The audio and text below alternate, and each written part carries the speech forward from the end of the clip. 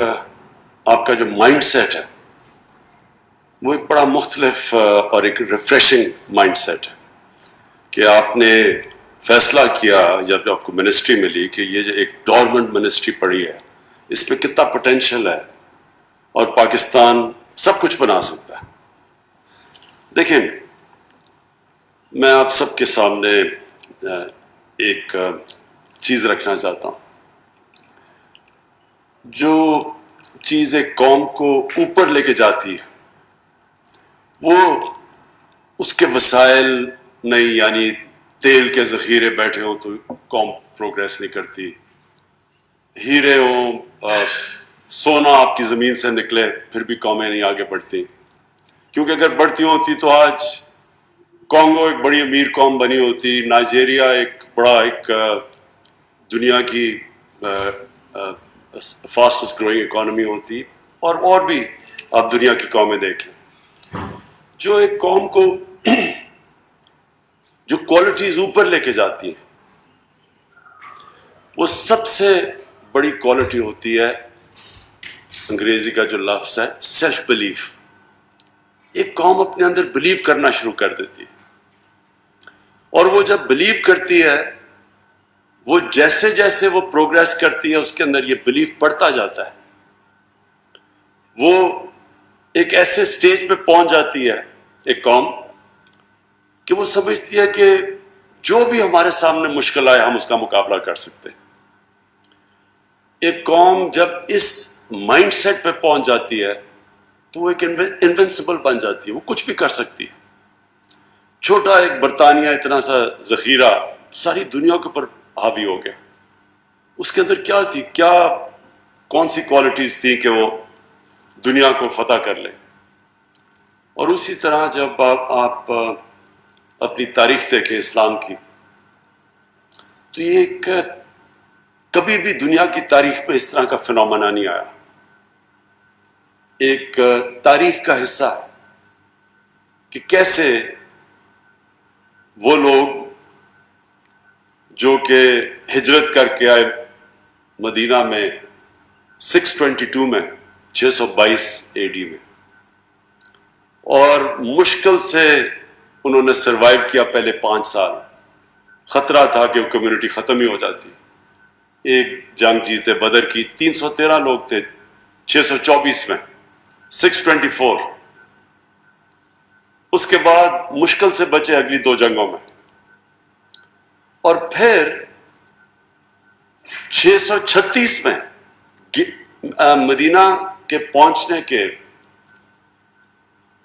14 سال بعد وہ جو ایک سپر پاور ہے رومن ایمپائر، بیزنٹائن ایمپائر، وہ ان سے ہارتی ہے یرمک میں، اور اگلے سال ان سے ہارتی ہے جو دوسرا ایمپائر ہوتا ہے پرشین ایمپائر، وہ ہارتا ہے کٹسیا میں.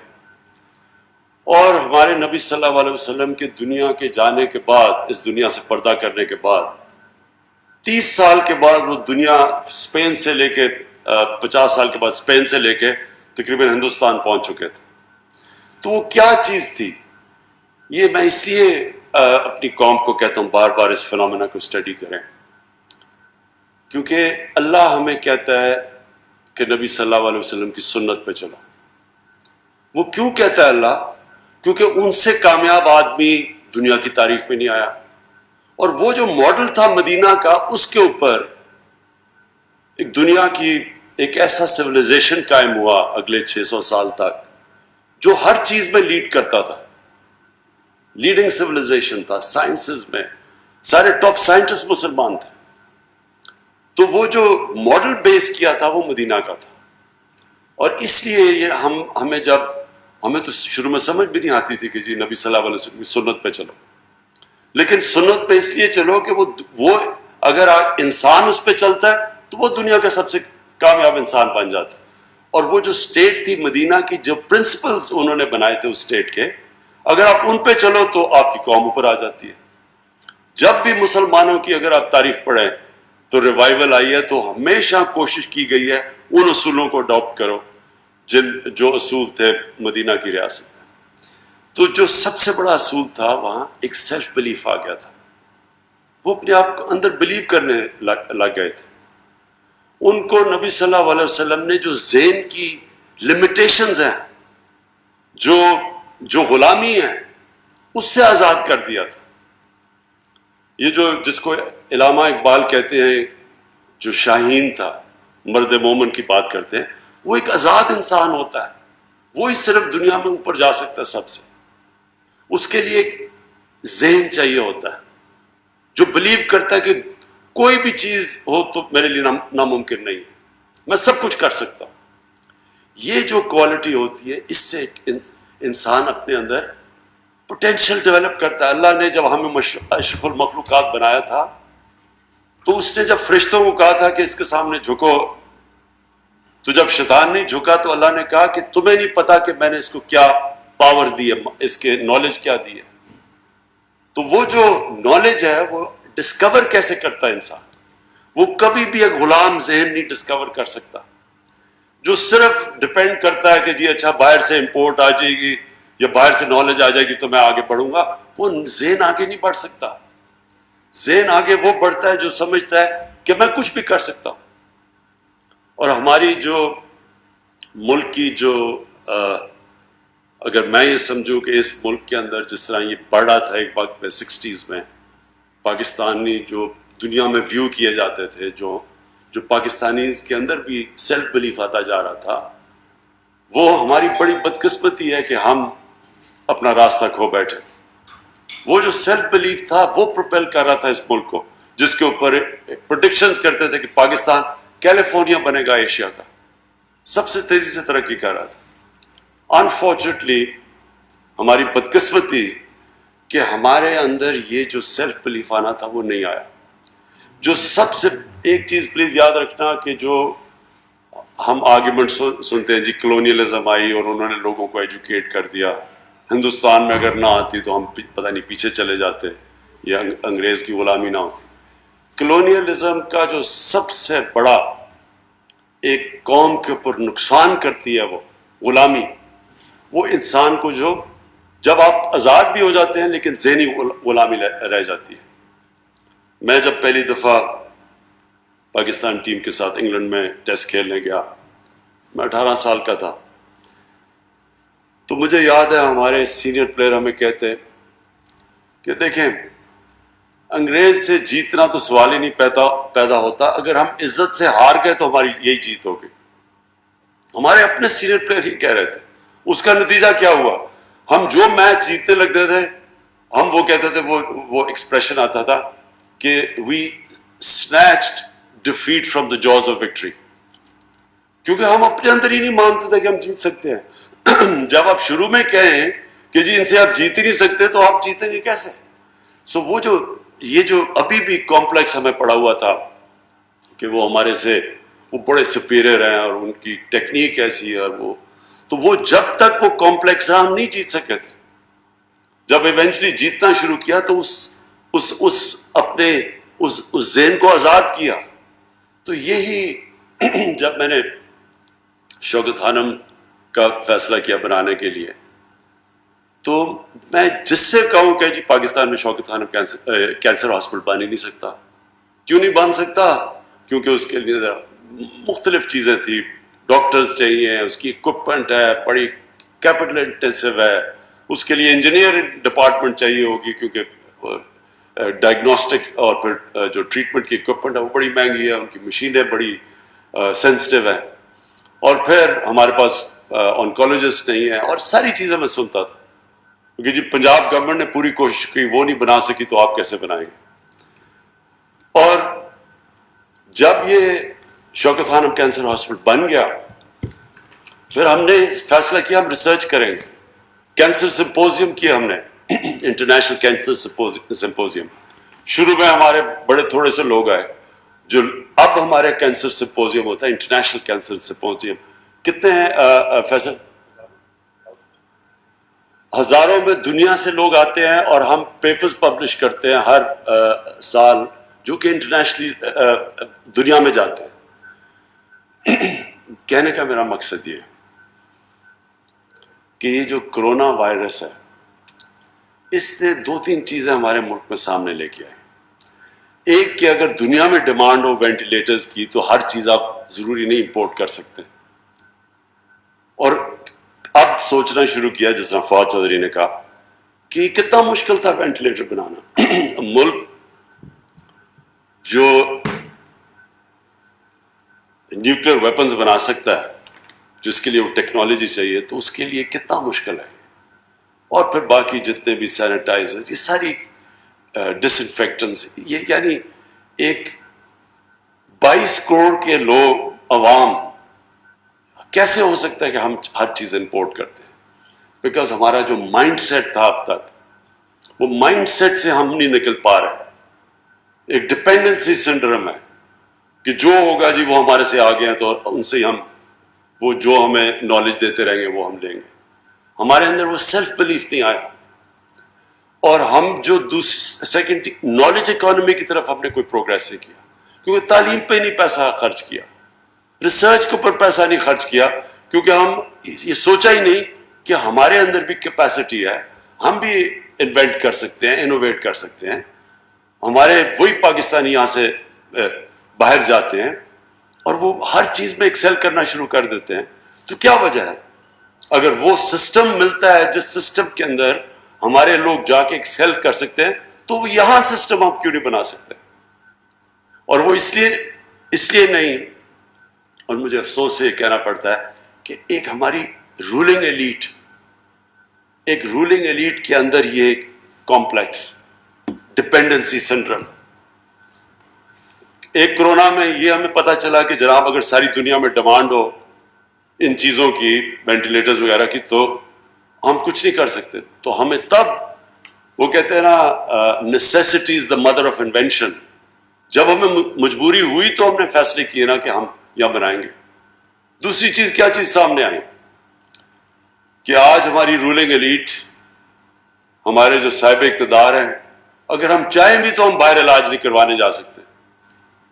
نہیں تو چیک اپ بھی باہر کرواتے تھے جا کے. کھانسی ہوتی تھی تو سارے گورنمنٹ پبلک کے ایکسپینس کے اوپر، اس ٹیکس پیئر کے پیسے کے اوپر باہر علاج ہوتا تھا سب کا.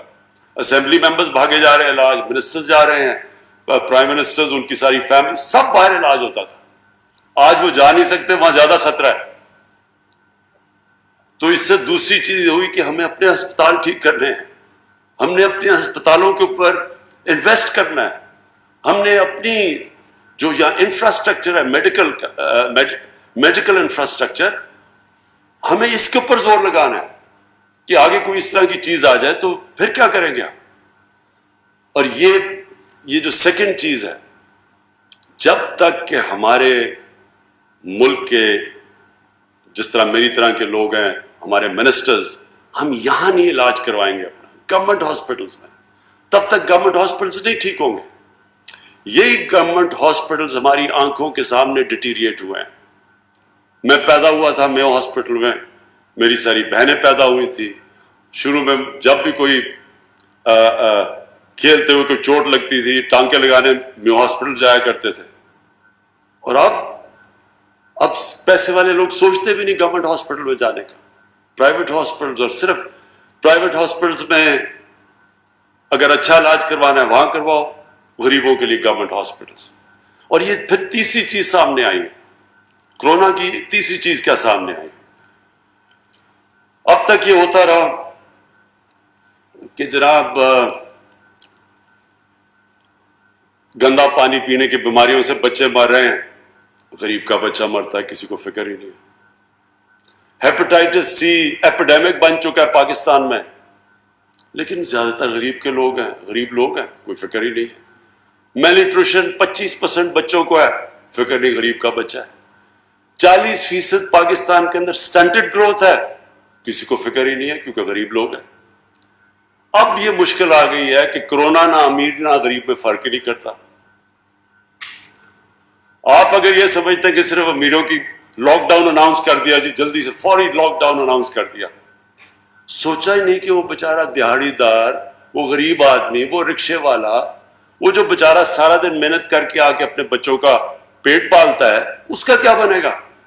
نہیں، امیروں نے سوچا اچھا جی 2-3 کہ یہ امیروں کو بھی آتا، تو ایک دم سارا ایک ایلیٹ نے فیصلہ کر لیا سارے ملک کے لیے سوچا نہیں کسی کا. ہندوستان نے تو ہمارے سے بھی زیادہ, جتنا وہ جو ان کا اسٹرانگ مین نریندر مودی ہے, کہتا ہے جی اس کو 50 انچ کا چیسٹ ہے, وہ اتنا ڈرپوک نکلا ایک دم اس نے سارا بند کر دیا. بیچارے لوگ 200 میل چل کے جا رہے ہیں, غریب لوگ تھے ہندوستان میں, سوچا ہی نہیں کہ عام آدمی کی زندگی کیا ہوگی. یہ تو ہمارا جو اب ہمیں کیا نظر آیا کہ اگر آپ غریبوں کی بستیوں کا دھیان نہیں رکھیں گے تو کرونا اگر غریبوں کی بستیوں میں پھیلے گی وہ پھر امیروں کی بستیوں میں بھی چلی جائے گی. وہ ریسٹرکٹڈ نہیں ہے. سنگاپور نے کیا کیا, انہوں نے بڑا زبردست لاک ڈاؤن کر دیا اور جناب کرو ان کی فلیٹ ہو گئی. اس کے بعد لاک ڈاؤن کھولا, ایک دم کرونا پھر پھیل گئی. کیوں پھیل گئی؟ کیونکہ وہ جو سب سے ان کے غریب امیگرنٹ ورکرز تھے جو 6-7 ایک کمرے میں تھے, ان کی انہوں نے فکر نہیں کی جب لاک ڈاؤن کیا ہوا تھا, تو ان کے اندر سے وہ پھیل گئی ساری, پھر سے ان کو اب لاک ڈاؤن کرنا پڑا. تو اس لیے ہمیں بھی جب فیصلے کریں گے پاکستان کے اب سے, تو ہمیں یہ بھی سوچنا پڑے گا کہ اس ملک کا وہ طبقہ جو کمزور طبقہ ہے, جو کچی بستیوں میں ہے, جو ہر روز فیس کرتا ہے, ہر دوسرے دن موت دیکھتا ہے, اس کے بچوں کا دیکھتا ہے کہ حال کے گندے پانی کی بیماریوں سے بچے مر رہے ہیں, یا وہ دیکھتا ہے کہ یہ ہیپاٹائٹس سی ہر جگہ پھیلی ہوئی ہے, لیور خراب ہو رہے ہیں, جلدی مر رہے ہیں. تو ان لوگوں کو ہم آج کہہ رہے ہیں کہ جناب کرونا آ گئی ہے تو آپ بند ہو جائیں, سوشل ڈسٹینسنگ کریں. پہلے وہ ڈسٹینسنگ کیسے کریں؟ 6-7 ایک کمرے میں, اور کہ جی ہاتھ دھو صاف, پھر وہاں پانی نہیں ہے, پانی کی بڑی قلت. سو اس لیے ملک آگے جب بڑھتا ہے, سو میں وائنڈ اپ کر رہا ہوں کہ جب ملک بڑھتا ہے تو ایک ملک ایز اے ہول بڑھتا ہے, ایک ایلیٹ اوپر نہیں جاتی. یہ جو ہمارا ایلیٹس کلچر بنا ہوا تھا جس کی وجہ سے سارا ڈپینڈنسی سنڈروم بھی ہے, بیکاز جو ہماری ایلیٹ تھی وہ اتنی متاثر تھی مغرب سے کہ وہ سوچتے نہیں تھے کہ ہم کبھی ان سے مقابلہ کریں گے, تو ہر چیز امپورٹ کرتے رہو. یہ سوچا ہی نہیں کہ ہم اپنے ملک کو کھڑا کریں گے. یہ سوچا ہی نہیں کہ اگر ایلیٹ کے حالات اچھے ہیں تو وہ سوچا ہی نہیں کہ عام آدمی کے حالات کیسے ہیں. اور کبھی بھی ایک امیروں کا جزیرہ ہے جس میں غریبوں کا سمندر ہو, وہ کبھی بھی ملک آگے نہیں بڑھ سکتا. چائنا نے ثابت کیا, 30 سال پہلے چائنا کیا تھا. آپ 30 سال پہلے چائنا جاتے ہیں, آپ بلیو نہیں کریں گے کہ وہ آج جدھر وہ پہنچ گئے. لیکن انہوں نے کیا کہ انہوں نے 70 کروڑ لوگوں کو غربت سے نکال کے اوپر لے کے آئے. جب نیچے سے لوگوں کو اوپر لے کے آئے, ملک بھی اوپر چلا گیا. ہمارا یہ ہے جو آگے ہم نے جانا ہے, جو کرونا نے ہمیں چیز کیا سامنے لے کے آئی, کہ سب سے پہلے اپنے پاؤں پہ کھڑا ہونا ہے, اپنے ملک میں یہ چیزیں پروڈیوس کرنی, نالج اکانومی کی طرف جانا ہے, اپنے ہمیں سائنس اور ٹیکنالوجی کو آگے لے کے جانا ہے. یہ بڑی اچھی بات ہے کہ ساری جو امریکہ کے اندر جتنی بھی وہاں جو بھی چیزیں وہ انوویٹ ہوتی ہیں, چیزیں جو نئی لیٹسٹ ٹیکنالوجیز آتی ہیں, ساری آتی ہیں ان کی جو ڈیفینس ہے اس کی کنیکشن ہے پرائیویٹ سیکٹر کے ساتھ, وہ فیڈ کرتے ہیں پرائیویٹ سیکٹر میں. ساری انوویشنز اور نئی چیزیں اور انوینشنز اس طرح آگے آتی ہیں, اس طرح ان کا ملک اوپر جاتا ہے. ہمارا کوئی کنیکشن ہی نہیں تھا ڈیفینس پروڈکشن اور پرائیویٹ سیکٹر کے اندر. تو انشاءاللہ یہ جو آگے کا کورس ہم جس طرف جا رہے ہیں وہ انشاءاللہ ہم اب انشور کریں گے جتنی بھی ہماری ریسورسز ہیں. پہلے تو 1-1.5 سال تو سروائیول بھی گزر گیا, اپنی اکانومی اسٹیبلائز کرنے میں لگ گیا, ڈیفالٹ سے بچانے میں لگ گیا. لیکن اب ہماری پوری کوشش ہوگی کہ ایک ویژن چارٹ آؤٹ کریں اپنے ملک کی, کہ ہم نے آگے جو جانا ہے ایک لانگ ٹرم پلاننگ ہو ملک کی, short term, medium term, long term, ایک پوری ویژن بنے ہماری, جو ہم اس کے اوپر پورے لگے ہوئے ہیں. اور انشاءاللہ قوم کو ایک پوری ویژن دیں گے, اور وہ جو ویژن ہوگی وہ ایک چھوٹے سے طبقے کے لیے نہیں ہوگی, وہ سارے ملک کے لیے ہوگی.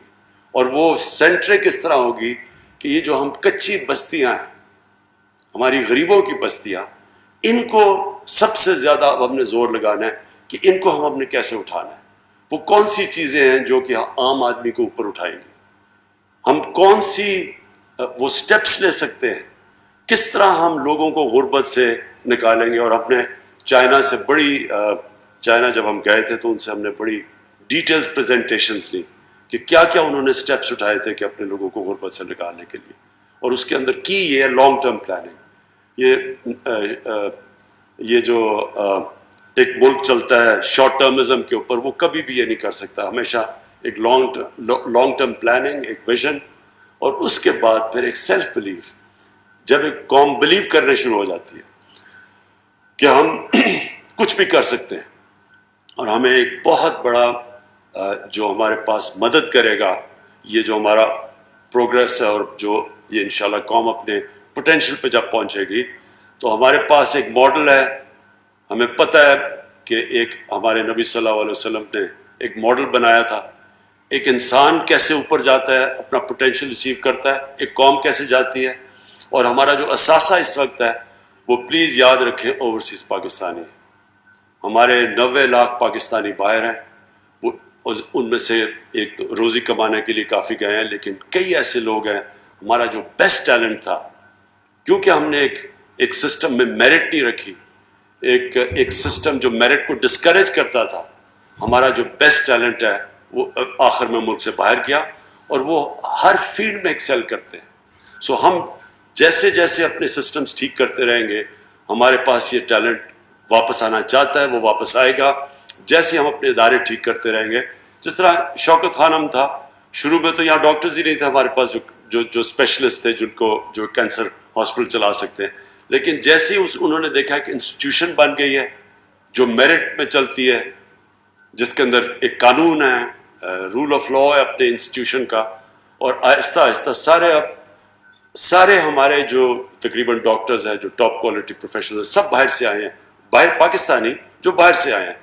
آپ اگر مڈل ایسٹ میں چلے جائیں اور ان کا کوئی بھی اسپیشلسٹ کینسر ہاسپٹل میں جائیں, وہاں مشکل سے ان کے جو لوکلز ہیں وہ 4 یا 5% ہیں. یہاں ہم ایک کوالٹی کینسر ہاسپٹل بنا سکتے ہیں, ساری پاکستانی کو ہم امپلوائے کر کے اس کو چلا سکتے ہیں, جو ہم ہر ادارے کو اس طرح چلا سکتے ہیں اس ملک میں, کیونکہ ہمارے پاس پول بیٹھا ہوا ہے باہر کوالٹی لوگوں کا, پروفیشنلز کا. اور جب بھی جیسے جیسے سسٹمز ٹھیک ہوتے جائیں گے انشاءاللہ وہ واپس آتے آئیں گے. میں آخر میں فواد چودھری آپ کو پھر سے, زبیدہ آپ کو میں یہ خراج تحسین پیش کرتا ہوں کہ آپ نے ایک بڑا بولڈ سٹیپس لیے ہیں, اور یہ جو آپ نے چیزیں یہاں لوکلی پروڈیوس کرنا شروع کیا ہے اور ایکسپورٹس کا سوچا, یہ بڑا زبردست ایک یہ وے فارورڈ ہے. یہ ہے جو میری نظر میں نیا پاکستان ہے. Thank you. وزیر اعظم عمران خان کامسٹیک میں تقریب سے خطاب